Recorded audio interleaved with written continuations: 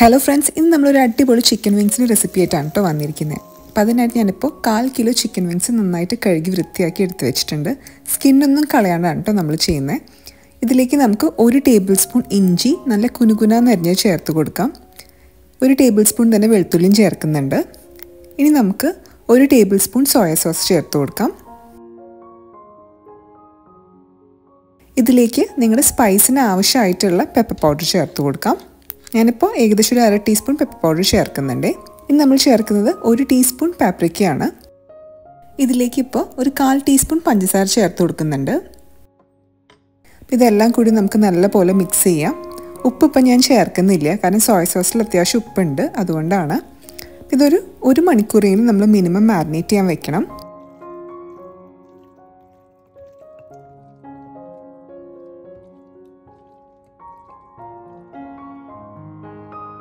ഇനി നമുക്ക് വേറൊരു പാൻ ചൂടാക്കിയിട്ട് അതിലേക്ക് കുറച്ച് ഓയിൽ ഒഴിച്ചു കൊടുക്കാം.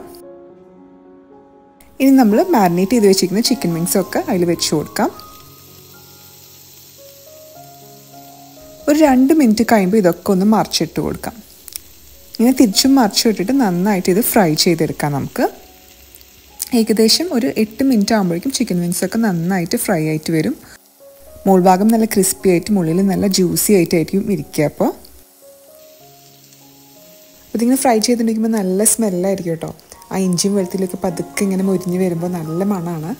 വിങ്സ് ആയാലും നല്ല സോഫ്റ്റ് ആയിരിക്കും, ഉള്ളിൽ മുകളിൽ നല്ല ക്രിസ്പി ആയിട്ടും ഇരിക്കും. നിങ്ങളൊന്ന് ഉണ്ടാക്കി നോക്കണം, അപ്പോഴേ മനസ്സിലാവുള്ളൂ ഇതിൻ്റെ ടേസ്റ്റ്.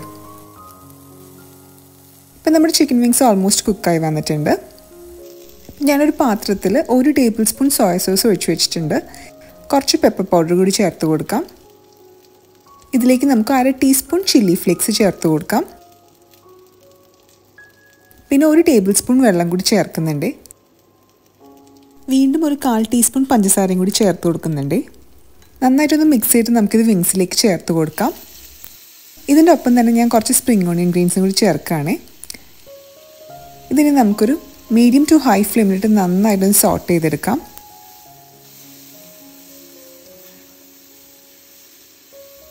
നിങ്ങൾക്ക് വേണമെങ്കിൽ ഈ സോയ സോസ് ചേർക്കുന്നതോടൊപ്പം തന്നെ കുറച്ച് കോൺഫ്ലവർ അതിൽ കലക്കിയിട്ട് ചേർത്ത് കൊടുക്കാം. പക്ഷെ ഞാൻ ചേർക്കുന്നില്ല കേട്ടോ, താല്പര്യമുള്ളവർക്ക് അങ്ങനെ ചെയ്യാം.